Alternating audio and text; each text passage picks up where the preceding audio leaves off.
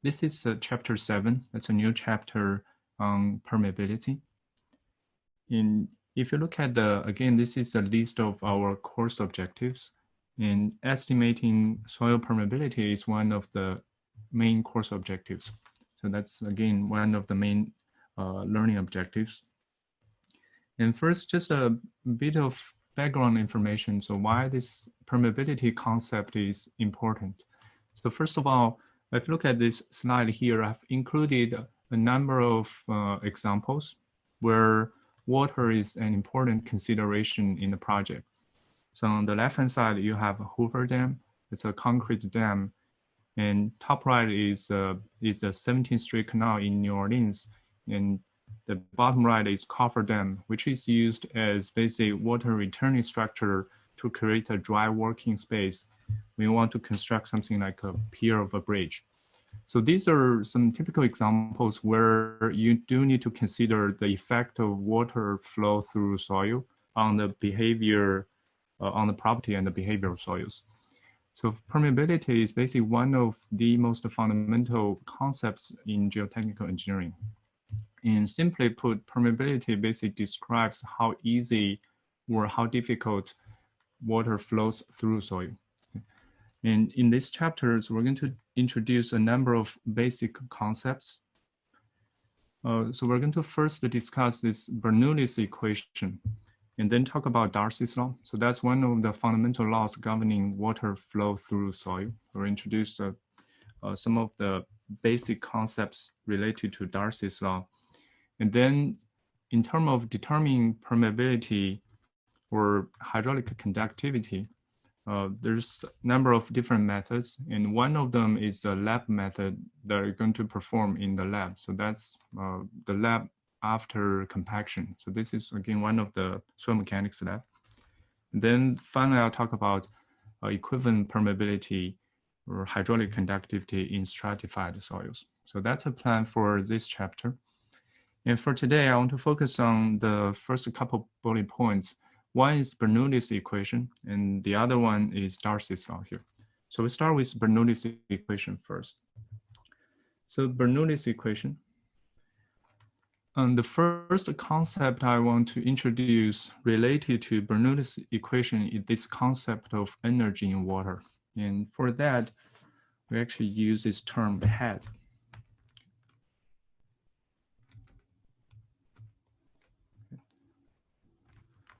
So this head, we typically use just H.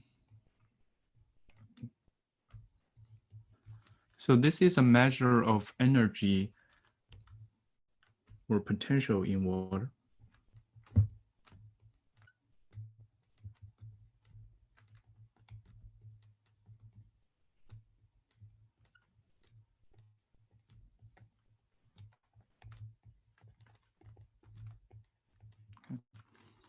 And this head or this energy has a unit of length. So we measure the energy in water in length unit.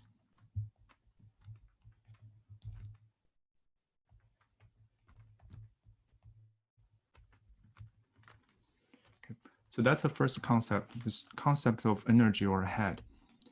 And then this Bernoulli's equation gives you basically the total head or total energy at a point in water. And we call that total head H. And this H, according to Bernoulli's equation, had three components. The first one is pressure head. So we call this U over gamma water. So this is pressure head. And the second component of total head is Z.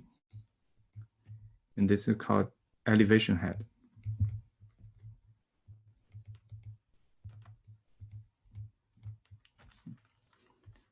And last one is velocity head.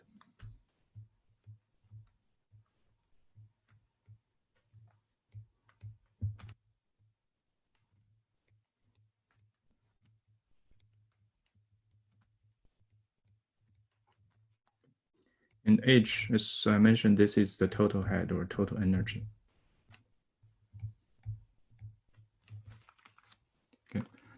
So that is Bernoulli's equation. And in terms of those symbols, so in Bernoulli's equation, we have this H for total head, U, that's water pressure. So this is water pressure.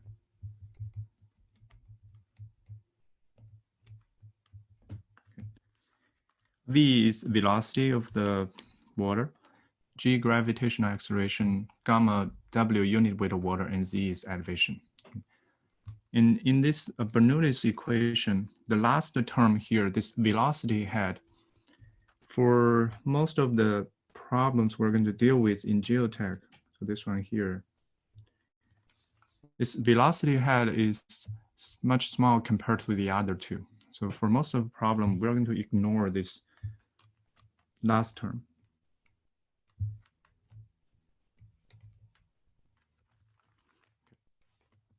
So basically the total head or total energy in water consists of the first two here. The first one is pressure head, the second one is elevation head. And for pressure head, so this pressure head term, so you can measure the pressure head, it's basically the pressure of the water, and it equals to the height of water.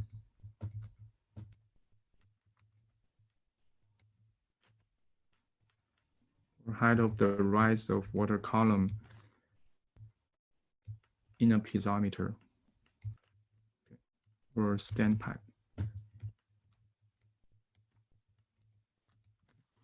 So you can measure the pressure head using a piezometer or standpipe.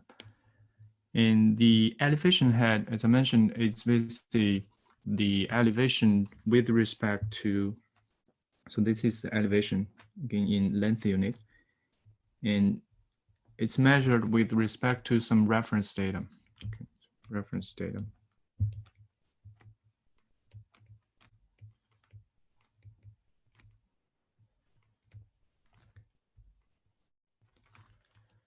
And because to define elevation, you need to define reference data.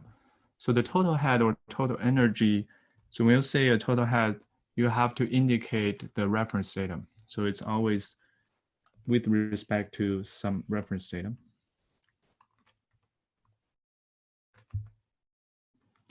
So total head.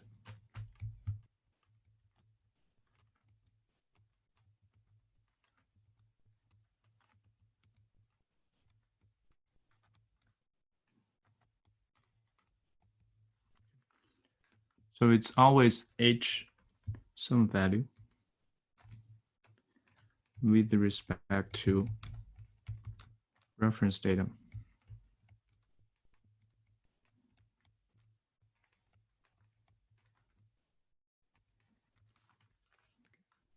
For example, you can say H of point A, so for point A, equals to 90 feet above, let's say, ground surface.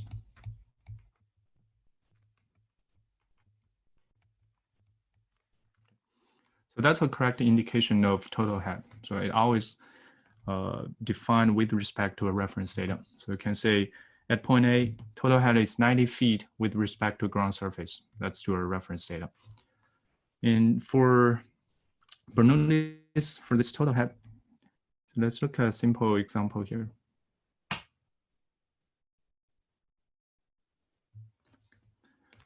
So this picture shows, this is a concrete dam, and you have water levels upstream and downstream on both ends. So we have a higher water table on the left-hand side and lower water table on the right-hand side. If you have a permeable soil underneath this concrete dam, water is going to seep through this permeable soil. So that's seepage direction. Okay.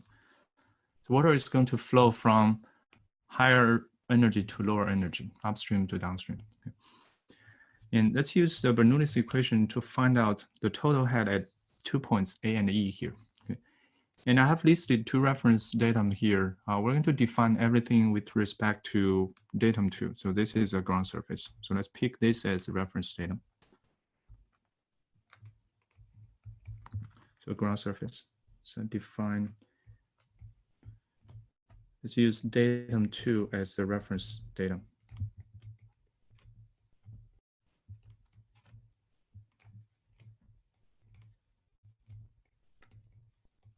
Okay.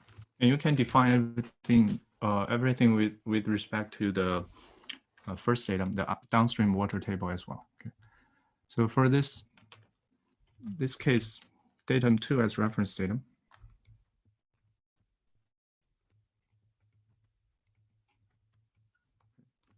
The total head at A, it has the pressure head and elevation head. So first, the pressure head.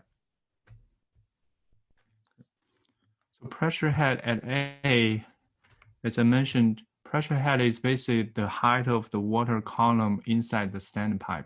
So you have this standpipe here. So that measures the water pressure. It's also called the piezometer. And the height of water column in this standpipe is 26 feet. Okay. So that's your water, or that's your pressure head. That's UA over gamma water. Okay. So it's 26. So this is pressure head.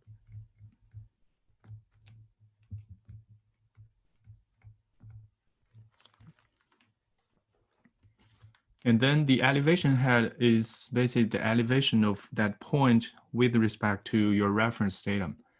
And for this example here, point A is on ground surface. So the elevation of ZA is 0.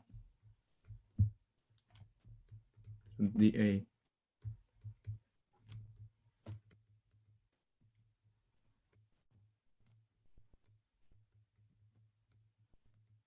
Okay. Therefore, the total head at point A with respect to datum 2 is 26.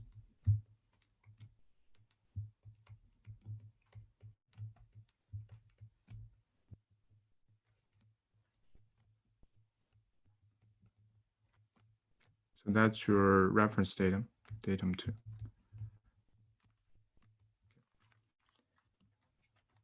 And then for point E, again, it's going to be very similar for point E. And the pressure head is the height of water column inside that piezometer, that standpipe. So this is pressure head of point E, so UE over gamma water. Okay. And the value is 7 feet. So that's a height of water column, 7 plus 0. Okay. So that's 7 feet with respect to surface, ground surface.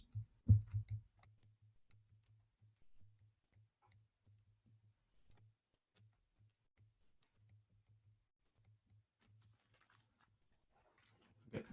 So that is the total head at these 2 points with respect to datum 2.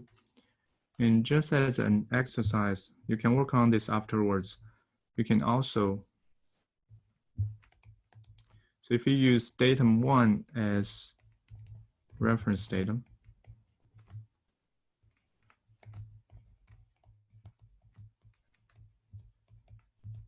okay. So you can define and calculate the total head at point A and E as well. So again, I'll leave this as an exercise. So if you use reference datum 1, HA is going to be, the final answer will be 19 feet.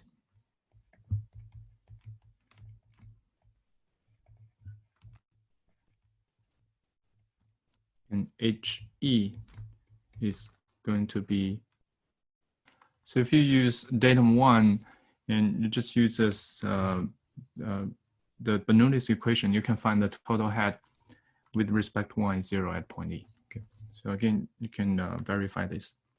So that is Bernoulli's equation. And then with the Bernoulli's equation, so the next concept I want to introduce is related to basically water flow. And when you have this energy difference in water, so you have, say in this example, point A has higher total head than point E. water is going to flow from point A to point E, going to flow from high energy to low energy. And so let's look at this. This is a section of that water flow. So I'm going to look at 2 points here. So point A and point B. Okay. So we know water flows from high energy to low energy. In this example, from point A to point B, and we can define the head loss between these 2 points as, okay, so we call this delta H. Okay. So this head loss from A to B, at point A, total head is HA.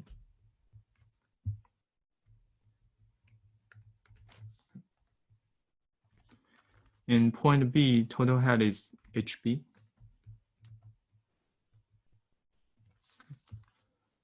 So that is basically the head loss between these 2 points. And then if I call the distance L, capital L here, is the distance water travels from A to B, and it's a distance parallel to the flow direction. We define that as L, so that's basically the parallel distance from A to B. And we can define a normalized form of head loss, and we call that hydraulic gradient.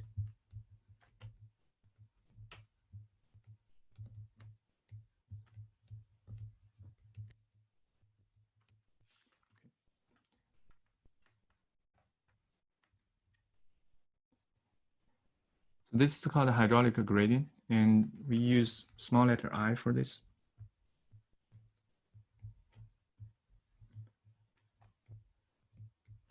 Okay. It's the head loss over the corresponding distance. Okay. And this is a unitless number, so it's length over length. So it's dimensionless.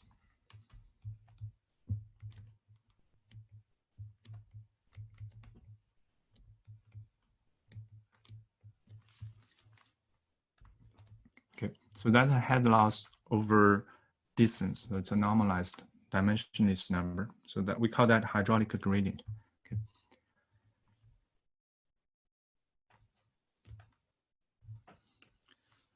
So next, once we define this normalized hydraulic gradient, now we can look at the velocity of the flow with respect to this hydraulic gradient. Okay. And so first, if you look at this picture here, for fluid flow, there are 3 different regions we can define depending on the characteristics of the flow. At low velocity, so this is zone 1 here. Velocity is the y-axis. So when velocity is relatively small, you have what we call laminar flow. And then as you increase the velocity and as you increase the hydraulic gradient, velocity increases as well. And zone 2 is the transition zone. And finally, you reach the turbulence zone, turbulent flow zone. That's for high velocity, high hydraulic gradient. And for most geotechnical problems, when water flows through soil, the flow, that fluid flow is going to stay within the laminar flow zone. So most of the flows through soil are laminar flow.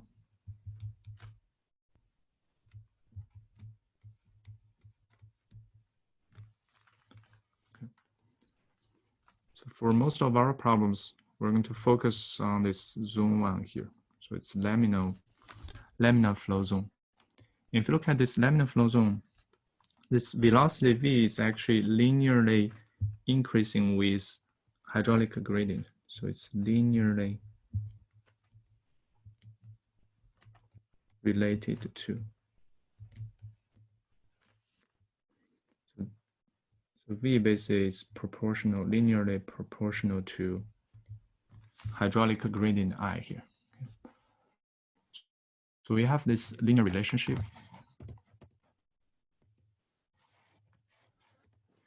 And then it comes this concept next concept I want to introduce, that's Darcy's law. So Darcy performed flow experiments on clean sand. So basically he looked at how velocity changes with hydraulic gradient using clean sand. And he's established this linear relationship. So if you're using velocity in hydraulic gradient, so this relationship can be written as V equals to K times I here. So this is that linear relationship between velocity of the flow and hydraulic gradient I here. And this is Darcy's law based on flow experiment in clean sand.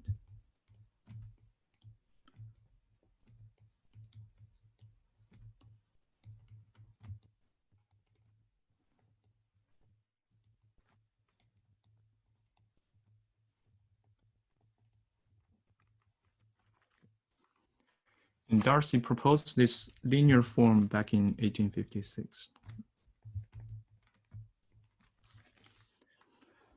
In this simple expression here, there's a constant, we introduce this K term here. So this K is called hydraulic gradient or hydraulic conductivity.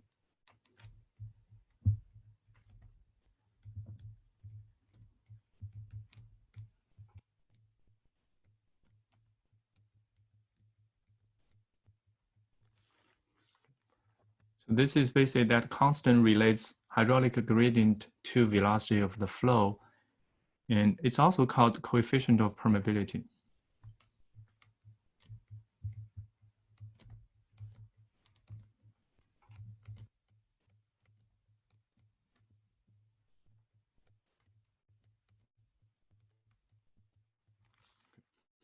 In civil engineering, sometimes people simply call this permeability. Okay. So that's the parameter K here. So this is one form of Darcy's law. Okay. V equals to Ki. And again, V is velocity, discharge velocity, I is hydraulic gradient. And there's another common form of Darcy's law. If you multiply both sides of the equation by the cross-sectional area,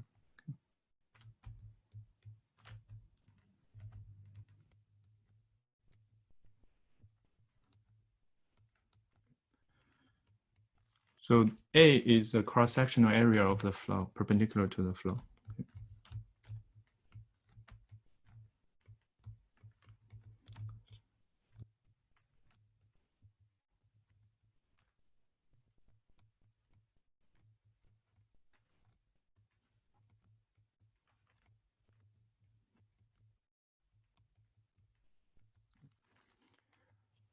And we can define the left-hand side. So left-hand side is basically velocity times cross-sectional area. And velocity is the unit's length over time. So it's length times area over time. So you got a volume over time quantity. And we call that rate of flow. So this is seepage quantity flow rate. So we can define this as small letter q. Okay. And this is rate of flow.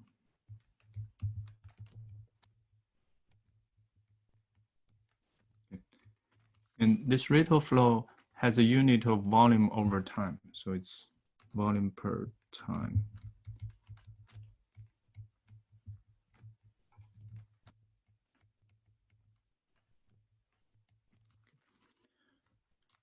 Then we can write Darcy's law as flow rate Q equals to K I A.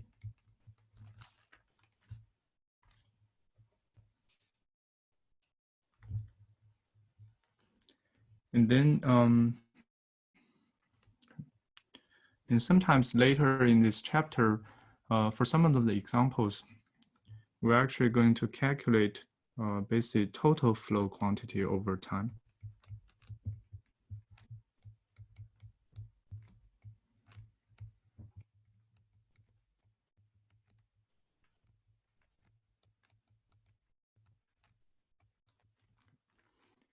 And we call that total flow quantity, say over 5 minutes, 10 minutes, 1 day.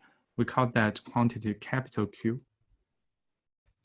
And that capital Q is flow rate times time, okay, small q times t. And this equals to KIA times t.